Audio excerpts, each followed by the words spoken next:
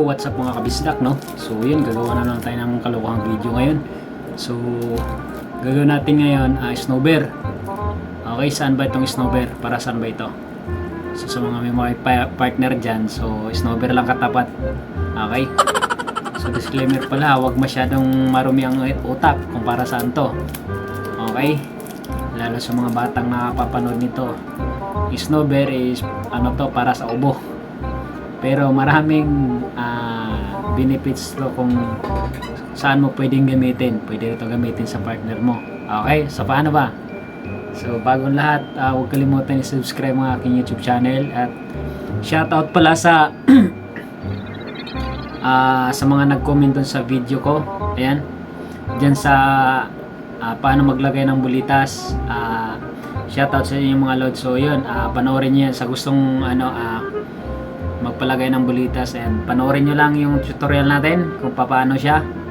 Okay, so tingnan nyo lang yung na yung tutorial niya, yun na nag-trending yung natin, yung paano maglagay ng bulitas mga kabisdak ha. So yan, madali lang yan, so panoorin yan.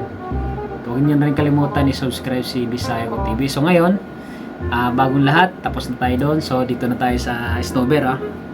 So may nakikita kasi ako mga kabisdak, tawag nito snowbear tsaka pineapple. So ngayon, walang pineapple. Ang gagamitin lang natin is tatong snowbear.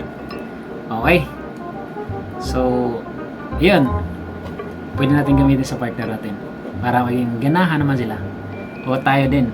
Okay, ikaw kumakain ka ba ng ng mani? O baka ikaw yung utak mo ha, baka anong klaseng iisip mo na ng mani. Siyempre kakain tayo ng mani. Ako kumakain rin ako ng mani, tama? So ikaw kumakain ka ba ng bingka? Bibingka, kung sa Bisaya bingka, kung sa Tagalog bibingka. Okay, kung masyado madumi ang utak ha, baka anong iniisip nyo dyan. Okay, so mani, kumakain ba kayo ng maning buhay o tilapyong buhay? So yun, ito kailangan natin to. Tatlong piraso lang. Ayan, tatlong piraso lang. So paano ba? Siyempre kain na natin isa. Pag kinain pag naubos to, kailan ubusin natin tong isa mga kabisdak? Kailan? Kasi may aroma to medyo malamig na yung bunganga at dila mo at saka labi. Pangalawa, ito yung habang kakain ka ng mani, nandito lang, ugumala sa baba mo. Okay? Yung pangalawa, ito tapos na to kasi kakainin mo natin, kailangan mo na to kainin para yung aroma na dun sa bunganga at saka sa labi mo. Okay? Yung pangalawa, ito yung pagkahabang kumakain ka ng mani o bibingka. Kung masyadong marumi ang utak, okay, o ano yung nasa isip mo, kakain tayo ng mani syempre, di ba? Yung pangatlo, ito yung ihahalo natin sa mani. Okay, ito yung ihahalo natin sa mani.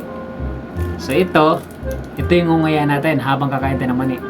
Kasi ito yung pangatlo, ito yung ihahalo natin sa mani para at least masarap kumain ng mani or kaya bibingka. Ito ipapalaman natin dun sa bibingka or mani yung kakainin nyo.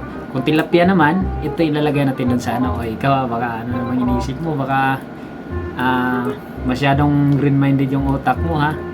So yun, sa mga nanonood dyan, lalo sa mga bata, yan, tatlong lang tayo, tatlong snowbear lang. Ayan, ito yung katapat pag gusto nyo kumain ng mani, bibingka o kaya tilapia.